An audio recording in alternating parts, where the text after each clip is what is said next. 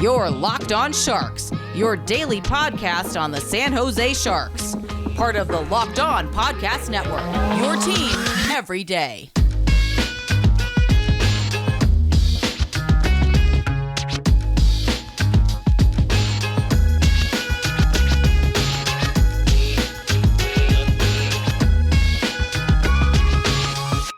Work. What did it feel just to have him on the bench and just the response from the team tonight? Yeah, just first of all, really happy for him. I know it's been a long haul for him. I know he's been dying to get back for a long time.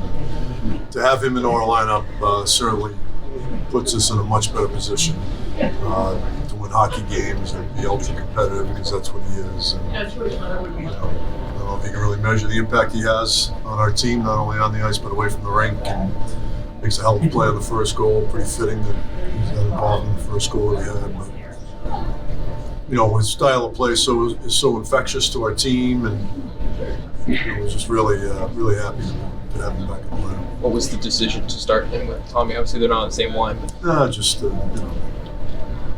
snapshot of things to come when we get healthy, but you never know.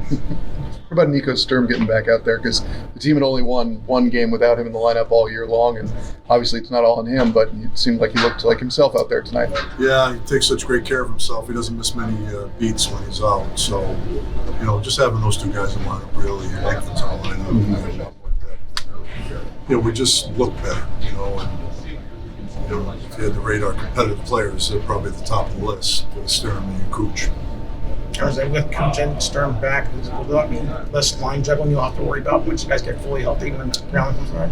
Well, there's a lot of line juggling tonight, so I don't know. Now with these guys back, you try to find chemistry and whatnot. And obviously, we had a lot of offense going the first half of the game. But the thing, I thought we competed all night, even though it wasn't pretty early. I thought we were competing. So, our competitive spirit gave us a chance, I thought the third period was really good. They played a really good third period, 5-on-5, and then obviously they get the power play late, and then the 6-on-5. That's what you remember from the period. But I thought we played a really good third period.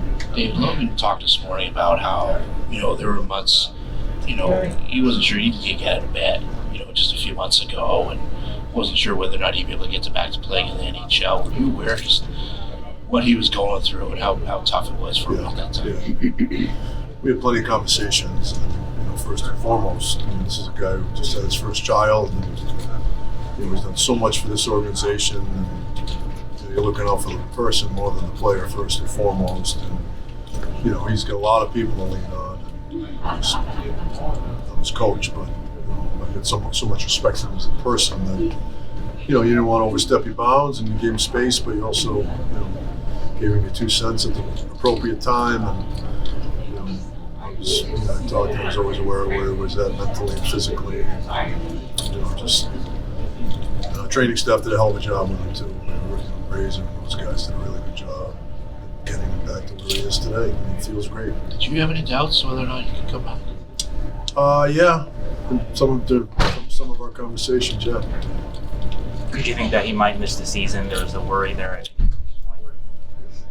Yeah, and from some of our conversations, I certainly felt that way a couple of times. How much tonight was trying to get him out there, but then not kind of burn him out on, because he hasn't played in forever?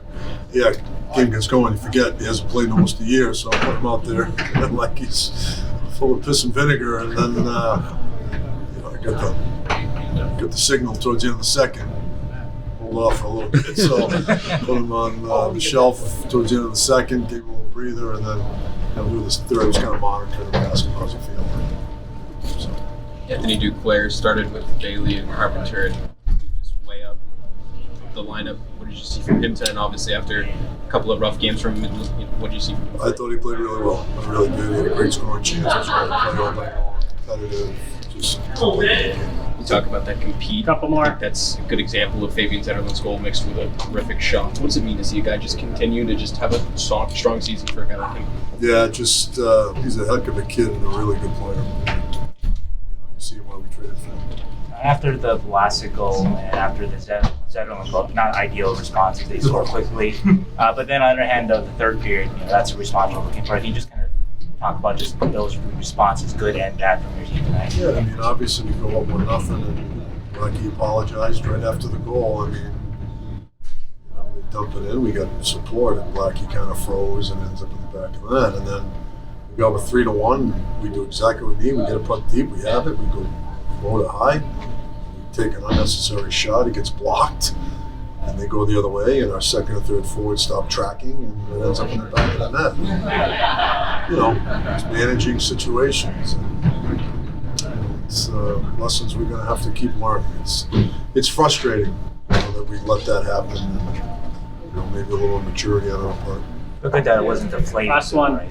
No, because our best hockey was the first, you know, probably 13 minutes of the third period all night long.